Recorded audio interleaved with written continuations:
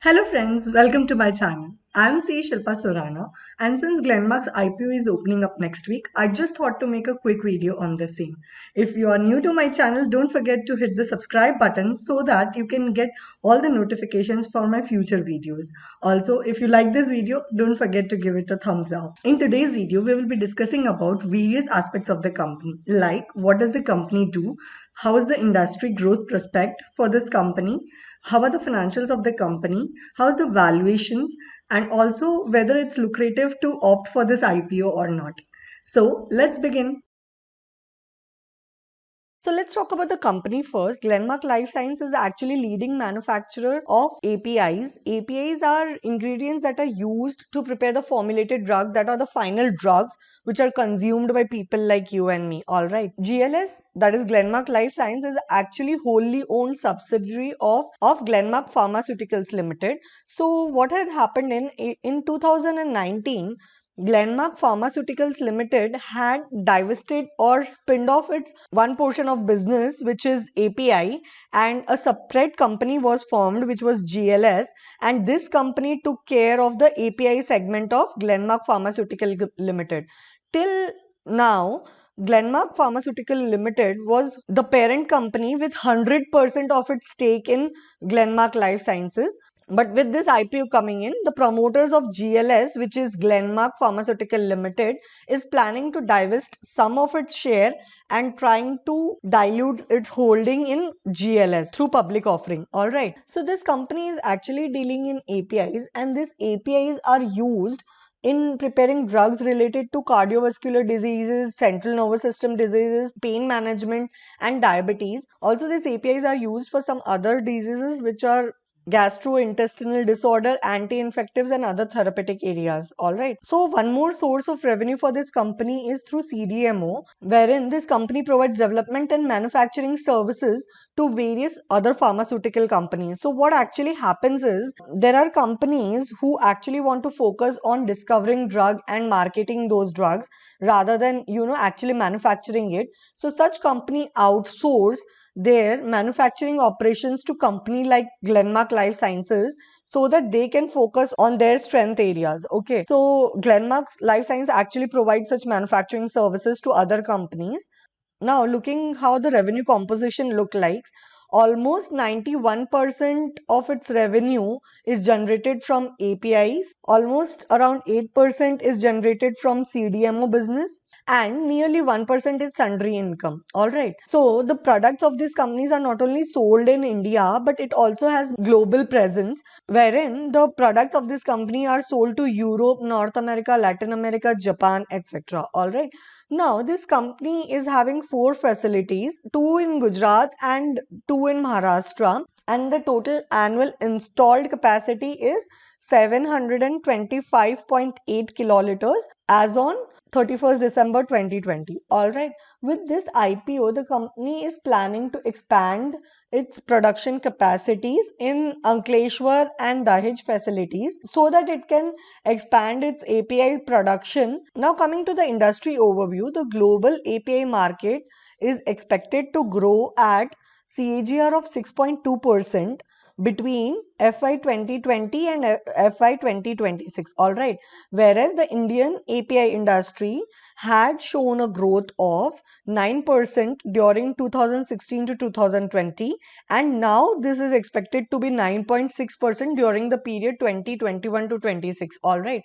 Now coming to the financial performance of the company, as we can see, the company's total asset has grown from March 2019 to 21.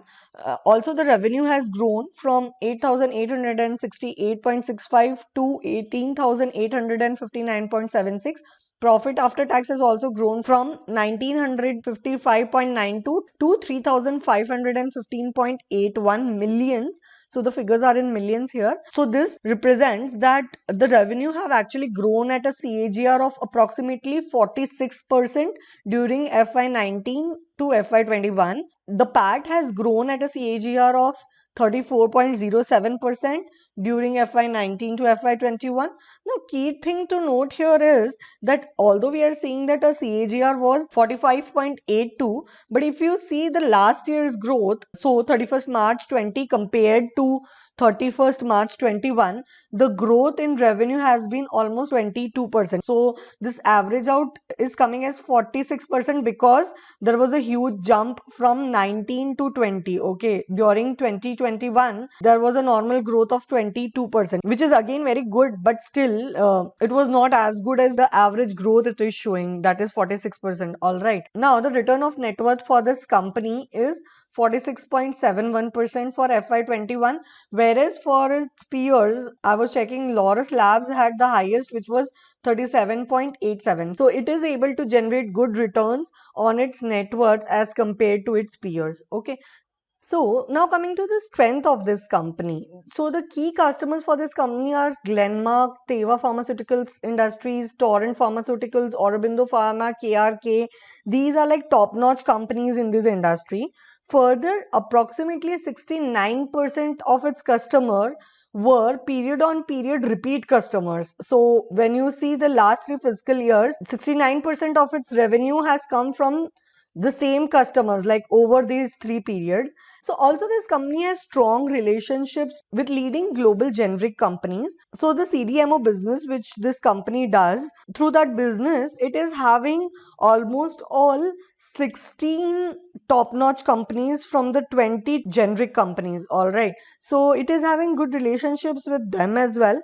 So now as we have seen that this company is leading manufacturer of selected APIs for the chronic diseases. So of course it will enjoy that as its key strength. So one more key strength for this company is that it is not only dependent on domestic sales, it generates its sales from export also, and almost 44% of its revenue was generated through exports during FY21. Further, we had seen that the company had shown good track record of revenue growth and profit growth in last 3 years. Now, the first and foremost thing is that pharma company being highly regulated one, there is always chances that if at all some quality issue happens, there will be strict regulatory action against the company. So we cannot say that it is any company specific or it's Glenmark Life Science specific, but this is the risk that you carry if you're operating in this industry. So that is one of the key risk factors. Further, the sales of this company are dependent on its key customers. Like we had seen earlier also that almost 69% of the customers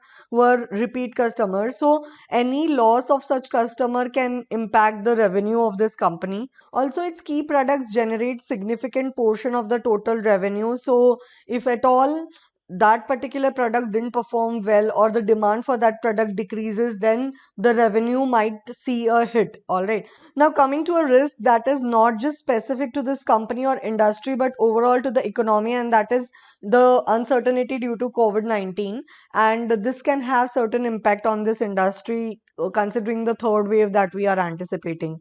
Now further, if you see the red herring prospectus of this company, you can go through multiple other risks. I have just jotted down the few key ones which I felt were important. All right, now coming to the IPO related details, the IPO for this company is opening up on July 27th and will be closing on 29th of July. The price band that has been decided is on the lower end it is 695 and on the higher end it is 720. So if you are going to apply for this IPO, ensure that you choose the higher price band so that your chances of getting this IPO increases. All right, so now one market lot is 20 shares and minimum order quantity is 20 shares. So minimum one lot you have to order when you are applying for IPO, and that is 20 shares. The shares of this company is going to get listed on both BSE and NSE, and out of the total issue that the company is doing, which is of 1513.6 crore, fresh issue is of 1060 crore and offer for sale is 453.6 crore. All right, now in usual situation, I tell that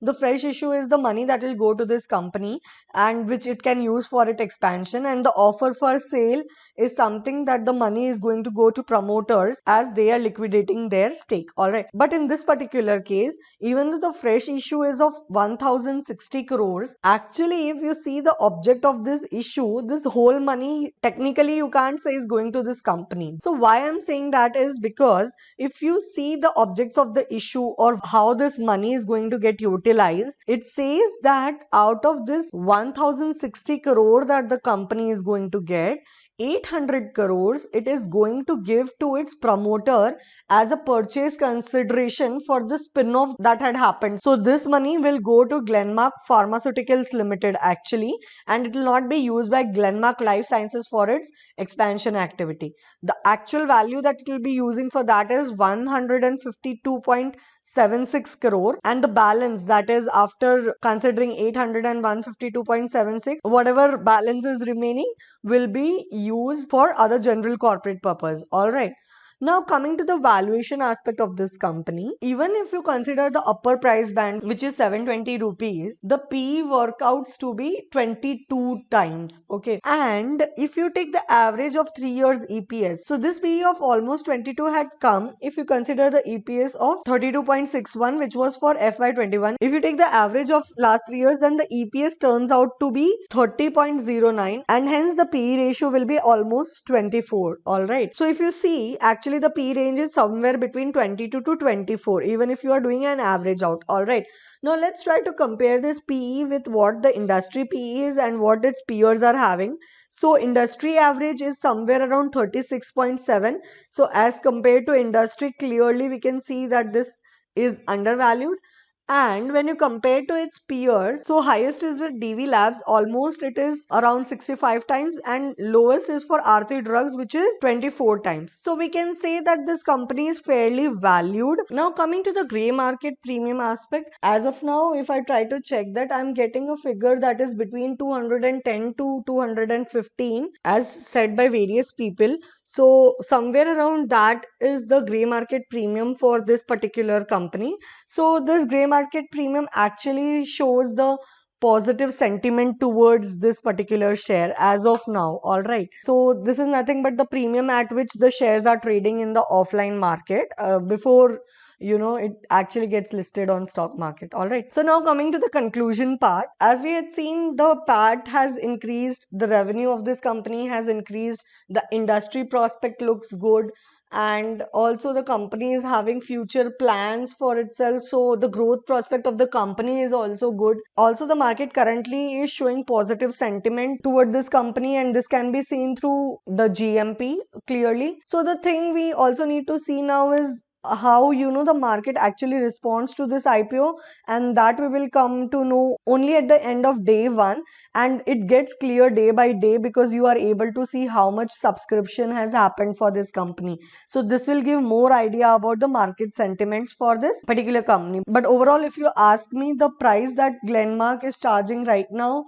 looks fairly valued. So if you're thinking from price perspective, I think Glenmark right now is charging a fair price. It's neither overvalued nor undervalued. So this brings us to the end of this video. If you like this video, don't forget to hit the like button. It really encourages me if you do that. Also, don't forget to subscribe my channel if you're new to this channel. I'll see you in my next video. Till then, stay home, stay safe. Bye.